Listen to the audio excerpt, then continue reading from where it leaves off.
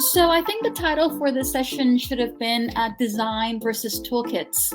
And we'll start with a key idea, which is that when we expand or improve or help capability or practices within organizations through expanding or developing their design toolkit, what we're finding is that that is actually not enough, in that individual design capability is not going to be enough to get an organization to really leverage and use design to further their ability to make the changes that they seek.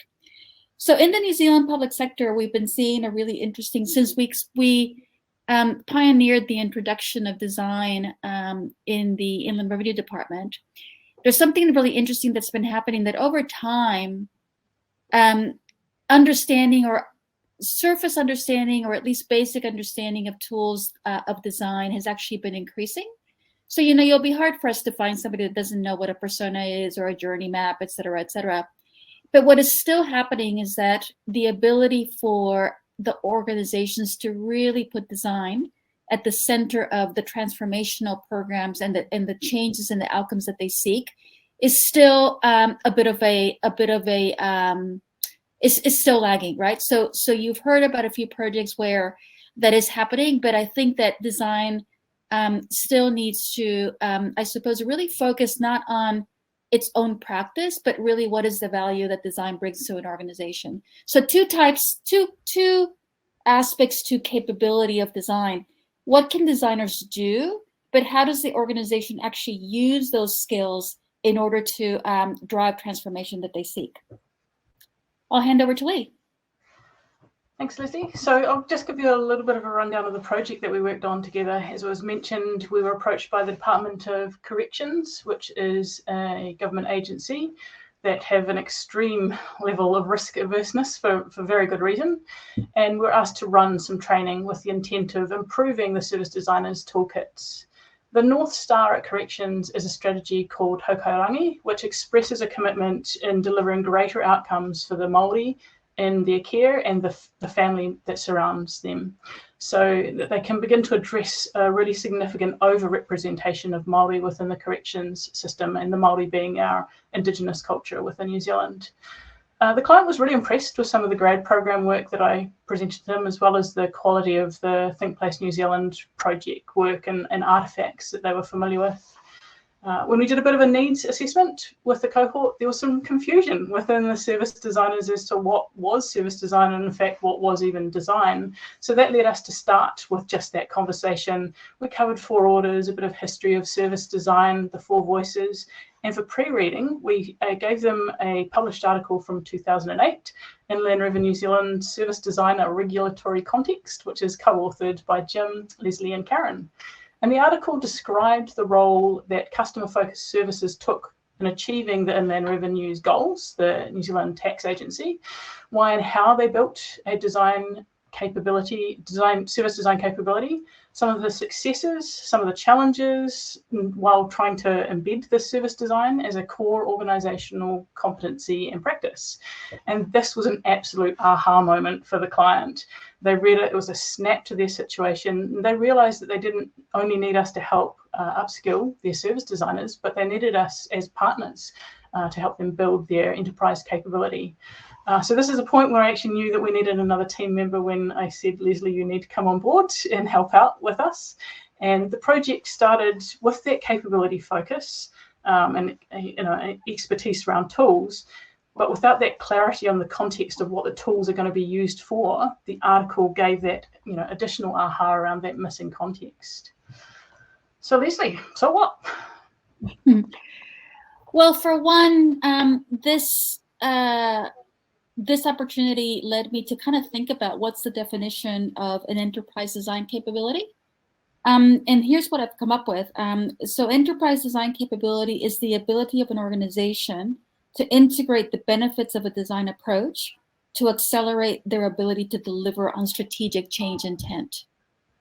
And I think the reason why I find it quite interesting is that those of us, particularly that come from a practitioner background, can get quite focused on the practice and the beauty of the tools and the methods. And that's important because we need to be good at what we do. But in the end, it's not the tools and the methods that make us good at what we do. It's how we actually bring those in service of making change that really matters. And so for us at ThinkPlace, that is really puts us in a really good position to support organizations who want to utilize design, because of course, that's what we're about, right? We're about using design in service of change. And I suppose the other thing that's interesting is that there are core design capabilities, but sitting around that, there's a whole bunch of change capabilities, including, for example, the ability to be savvy about the organization and the political environment or an organization, or to kind of understand how change happens formally, but also how change happens informally. The ability to build relationships, the ability to really understand both the spoken and the unspoken drivers of change. So I've been thinking a lot about, what's core to design, but then what sits around that is related to employing design in service of change, including taking others on the journey, involving others, having others own the change, and having others commit to not just a design, but commit to the implementation of the design. And I think that, coming back to the toolkit, design versus toolkits, it's interesting how quickly our designers themselves realize that just, learning more tools wasn't necessarily the only thing that they needed to do. They needed to start getting really savvy around which ones to use, when, and for what reason. And even more importantly, being able to articulate the value of the tools that we're using in terms of the outcomes that the organization was seeking. I think that it's really interesting that, I think at first maybe there was a little bit of feeling daunted by that shift, but I think that the designers that we're working with now are starting to kind of grow into their confidence that possibly, they actually, can be thinking of themselves as people who are in fact advising decision makers on what decisions to make and what are the best decisions to make to achieve the outcomes the organization is seeking. I think I've gone completely off topic or off script, so I'll hand back to Leigh. Leigh's used to it. So I certainly am. So just a couple of sort of reflections. It's interesting that this project started with a really clear intent and outcome up front, but in reality, it was only when we got alongside and truly explored the problem and partnered with the client that the real challenge became clearer to us. And it was really a very, very small contract that opened the door to a far greater piece of work and far greater potential for impact. It's really exciting to be supporting these guys on their journey. There's one thing that was really exciting about it, which was many of the little things that we do intuitively, instinctually, habitually contribute to why we at ThinkPlace are such excellent designers. And it only becomes abundantly clear when we're working with other designers who are actually at a much lower maturity level. You get these sort of aha moments of, oh, like, of course I do that. It's also been a really great project to work collaboratively with someone who really complements my skill set. So finding this project that was really both in kind of our area of interest and expertise and having kind of become in tune and respect with each other has been really great working with Leslie. And so I feel like there's going to be a lot more similar work in the horizon around capturing what we've done, writing it up, sharing it, and seeking what the sort of next steps are. So anything final to add, Leslie? Thanks, Leigh. Look, I was left with my own reflection, and I think that we do this naturally at ThinkPlace.